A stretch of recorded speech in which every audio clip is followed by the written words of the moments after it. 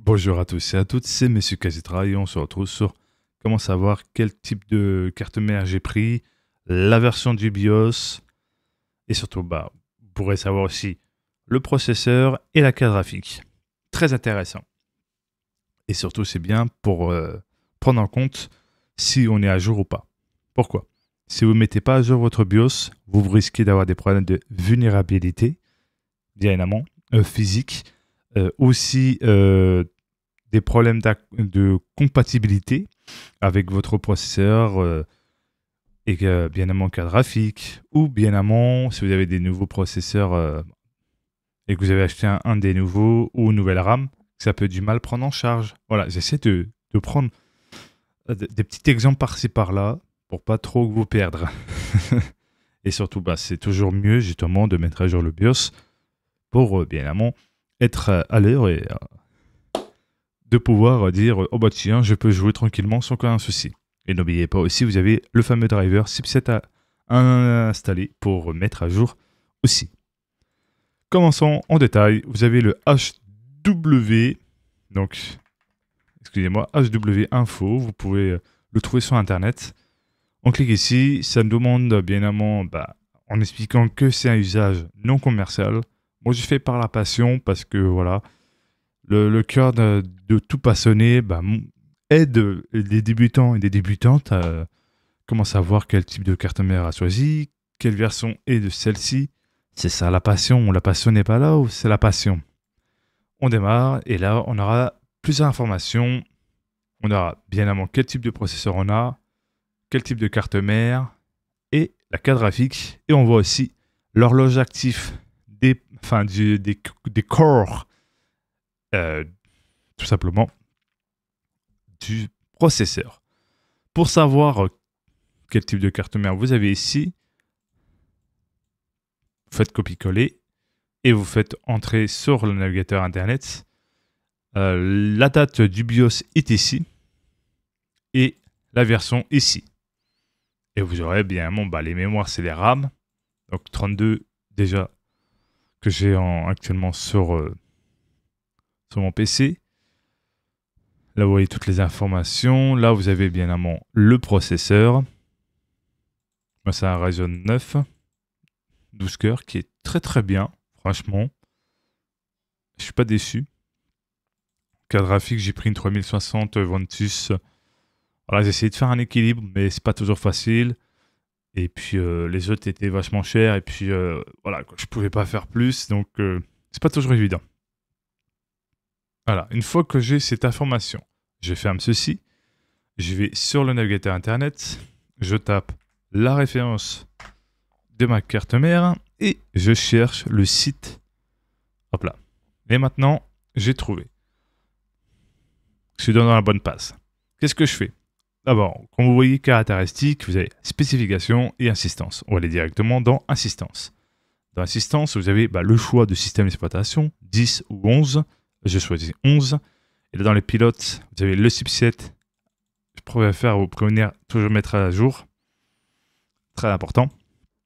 Prenez la dernière en date. Ensuite, tout simplement BIOS. Prenez toujours la dernière. Ça corrige, comme je dis, la vulnérabilité tout simplement de votre système physique. Ça améliore la compatibilité. Et plein de choses derrière qui peut être très intéressant. Toujours à prendre en compte que la mise à jour de BIOS, c'est très important. Là, par exemple, je clique sur le nuage, hop, je télécharge ce fichier zip, je vais directement ici, je vais sur tout simplement mon disque dur HDD externe qui me permet justement éventuellement pour mes créations de vidéos. Une fois que c'est fait, que tu as téléchargé la masse BIOS, tu as tout simplement un format .zip ou .rar, si tu as un logiciel une rare. Tu cliques dessus, extraire, et ça va t'extraire justement le dossier comme ceci.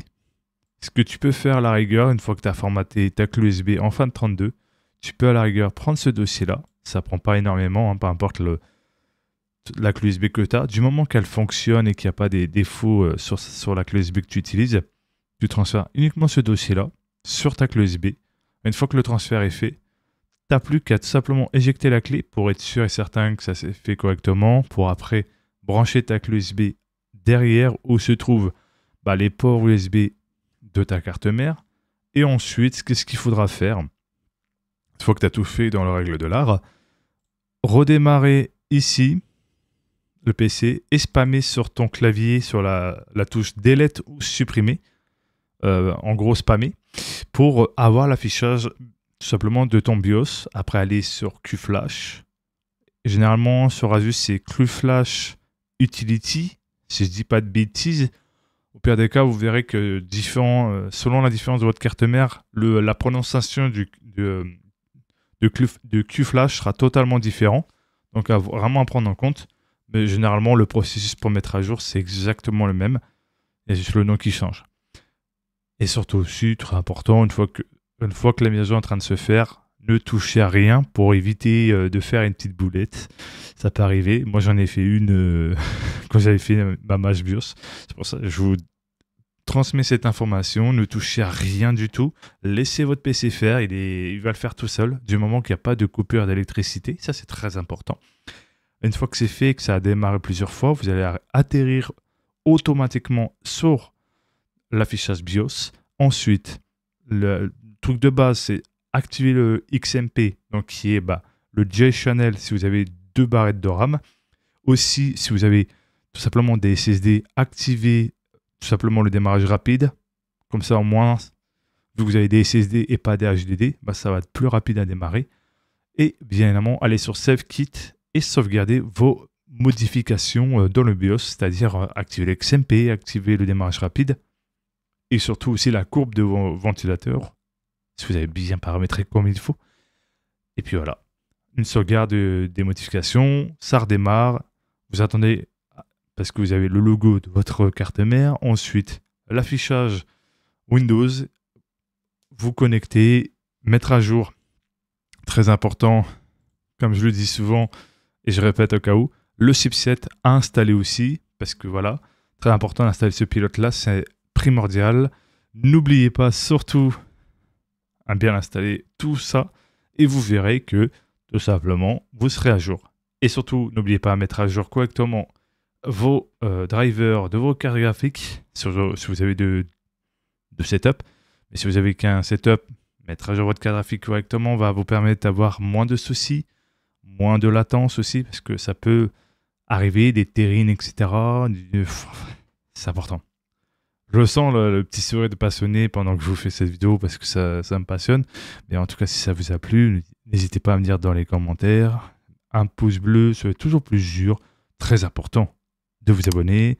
Un pouce bleu, d'activer la cloche de notification et de partager. C'était M. Kazetra. Comme on dit, c'est à la passion. Prenez soin de vous.